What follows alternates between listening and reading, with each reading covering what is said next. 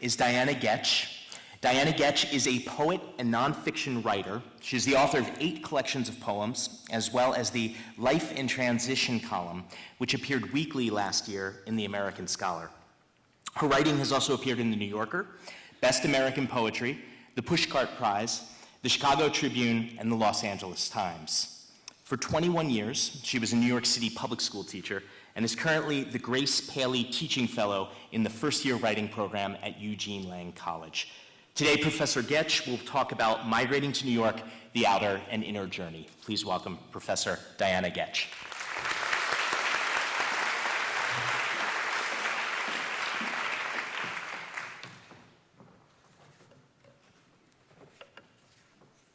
Good afternoon. A few weeks ago, I got a call from Larry Jackson, provost of the New School, asking if I would address you as part of this orientation. I told him I'd be glad to help, though since I myself am new to the New School, I was unsure of how good an orienter I could be. I'm not even sure what a provost is. Sorry, Larry. But when Larry said he wanted me to talk about migration, I knew I could do that. Like so many New Yorkers, I've done my share of migrating and continue to do so. In many ways, New York is the ultimate place of migration. Perhaps you've heard about a certain statue in the harbor bearing a poem by Emma Lazarus, who lived around the corner on 10th Street. That statue doesn't just welcome migrants, it longs for them. Give me your tired, your poor, your huddled masses yearning to breathe free, the wretched refuse of your teeming shore. Send these, the homeless, tempest-tossed to me. I didn't think it would ever be possible for a presidential administration to come out against the Statue of Liberty, but this actually happened 2 weeks ago at a White House press briefing. I would like to officially come out in support of the Statue of Liberty.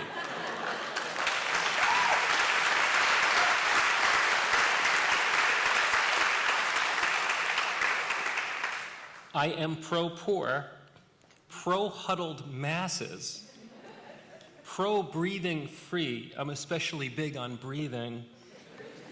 Pro-anyone coming to this city, as you are doing, to seek its refuge and add to its vitality.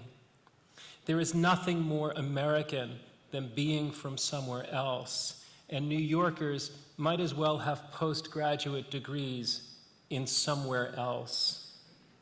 The subject of migration also puts me in mind of E.B. White's 1949 essay, Here is New York, in which he writes, so this is a quote from this essay, "There are roughly 3 New Yorks. There is first the New York of the man or woman who was born here, who takes the city for granted and accepts its size and its turbulence as natural and inevitable. Second, there is the New York of the commuter, the city that is devoured by locusts each day and spat out each night. Third, there is the New York of the person who was born somewhere else and came to New York in quest of something. Of these 3 trembling cities, the greatest is the last, the city of final destination, the city that is a goal. It is the 3rd city that accounts for New York's high-strung disposition, its poetical deportment, its dedication to the arts, and its incomparable achievements. Commuters give the city its title restlessness. Natives give it solidity and continuity, but the settlers give it passion. The trembling presence of 3, so that was him and this is me again. The trembling presence of 3 cities spinning simultaneously like plates feels as true today as it was in 1949. Or as it was in 1985, when I came to New York for graduate school. Though I first came in 1963, for I was born here. My family moved from Flatbush to Jamaica then out to the suburbs, and so my father became a type 2 New Yorker, a commuter. I did too. The city was our destination for school field trips, theater, art, music, sports. One intrepid high school teacher took us to see the meatpacking district, back when they still packed meat there. I don't know why he wanted us to see that, but it was fantastic. He also took us on a Harlem walk down Stryber's Row past the Abyssinian Baptist Church to Sylvia's restaurant, where Sylvia, the queen of soul food herself, plunked a can of Fanta orange soda in front of each of us to wash down our collard greens. I think that traveling to New York was different for me than for children born of suburbia. Riding the Long Island Railroad, I felt a smoldering in my blood the closer we got to the city, as the trees and lawns of Nassau County gave way to the cement and metal, brick and mortar, and elevated subways swathed in graffiti, and people of every color, and a drumbeat that felt like home. The older I got, the more often I fled the cultural backwaters of suburbia, 35 miles west, for art, for movement, for life itself, which I could smell even in the bus fumes. So I have been all three New Yorkers, though it's the third, the migrant and settler, that figures most importantly for me, as it did for E.B. White. I came after college and did a degree in American civilization because I didn't know what else to do. We often joke that American civilization was neither. During the day, I trained as a dancer, modern, jazz, and ballet, because I like to move and I'd like to lift women. I walked down every street, hungering to understand every block. On weekends, I'd go to different neighborhoods, Fort Greene, Jackson Heights, Sheepshead Bay, just to go there. I'd take pictures with my Pentax camera of people in their Sunday best outside storefront churches. I'd read thick books in unfamiliar cafes, some of the 1,000 pages a week graduate school demanded of me, making me dreamy and nearsighted. I wanted to know this city down to the cavities of its teeth, install it inside of me. You can't, of course. The city itself is continually migrating from this to that because it doesn't know what else to do.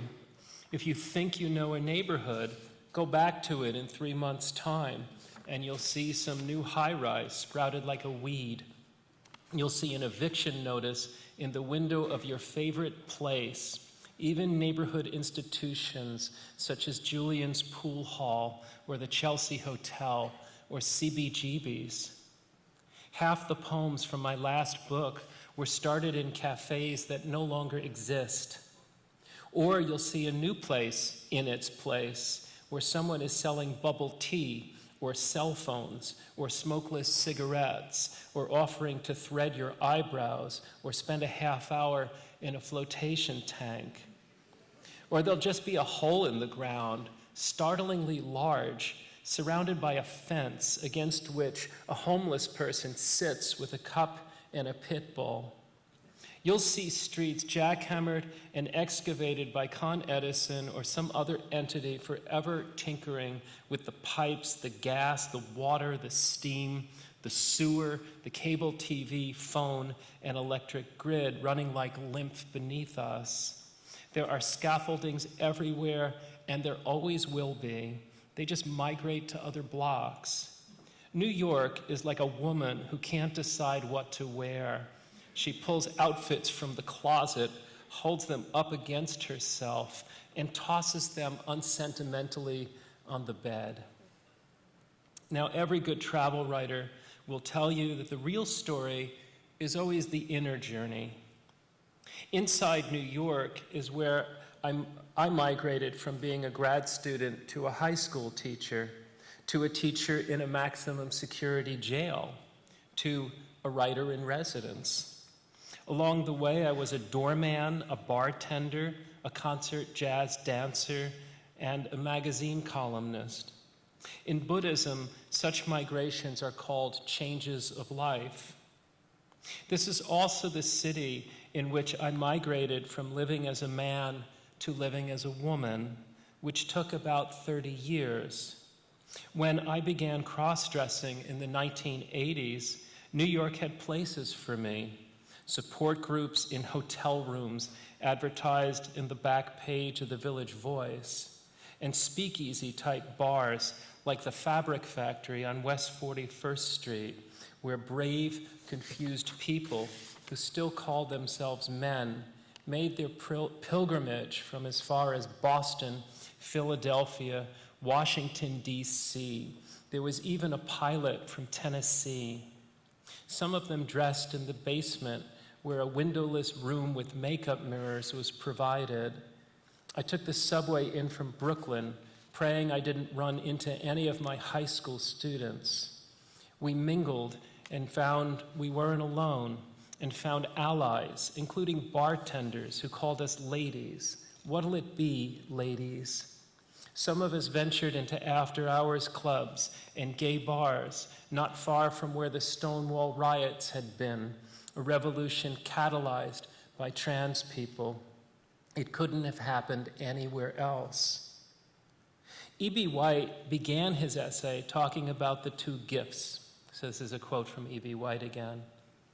On any person who desires such queer prizes, New York will bestow the gift of loneliness and the gift of privacy. For me, those two gifts combine to make one, the gift of anonymity. New York has the market cornered on anonymity, and for those in need of a change of life, there's nothing better than coming to a place that doesn't know you and doesn't mind you.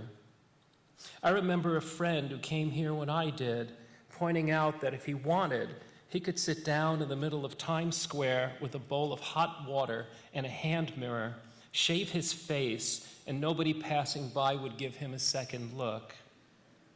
All the great books about New York are steeped in anonymity. Breakfast at Tiffany's, Invisible Man, Catcher in the Rye, The Great Gatsby, Another Country. Anonymity, not just as setting or Greek chorus, but hidden protagonist. The same can be said for great films set here in New York.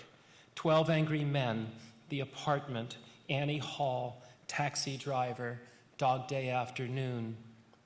When people say only in New York, it is always about strangeness, but also strangers. New York is, among other things, the eavesdropping capital of the world, not to mention people watching. That person next to you on the subway this morning, were they cute? Did they smell? No matter. Odds are you'll never see them again, even if you both reside here for the rest of your lives. Or you'll see them in a month, but you won't see them, for they will have had a change of life. Or perhaps you will. To the new students of the new school, I want to welcome you here, but even more, I want to welcome your weirdness. Please be welcome, and please be weird. It's not like you have to force anything. That's the point. You can let go now. If you're getting ready to go out and you're suddenly inspired to put lipstick on your forehead instead of your lips, go for it. But you don't have to make a big deal out of it. And try not to judge others. The most buttoned-down person in the room is often the wildest. And you're never the smartest person in the room. Not in New York. Not even if you're alone.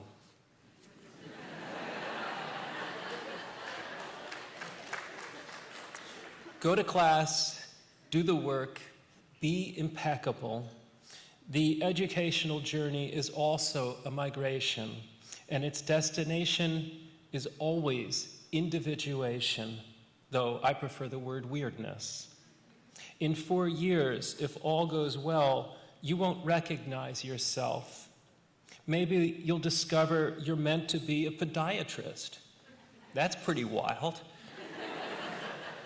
Maybe you'll start a program for rape survivors to pose as models so artists can restore to them their beauty. I know someone doing that. Maybe you'll put a bowl down, a bowl of hot water in Times Square and shave yourself. I don't know, neither do you, but I can guarantee your wardrobe will change. Anyone who doesn't know that they are essentially and irreducibly weird has yet to venture adequately into the wilderness of themselves. And we've got just the place for you to make that journey. Thank you and good luck.